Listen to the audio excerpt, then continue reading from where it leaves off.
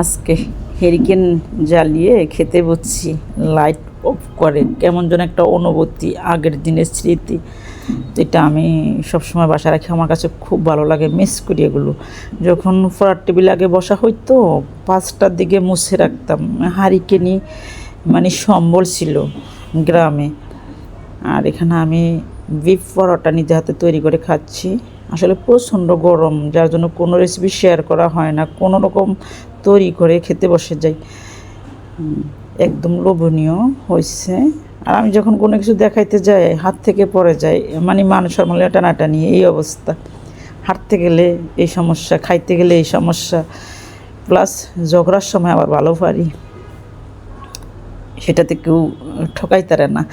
যাই হোক, যে যেখান থেকে দেখছেন ভিডিওটি ভালো লেগে থাকলে লাইক কমেন্ট শেয়ার করে দিবেন। আর ইদানিং আমার 39,600 ফলোয়ার ছিল, সেখানে 490 জন হয়েছে।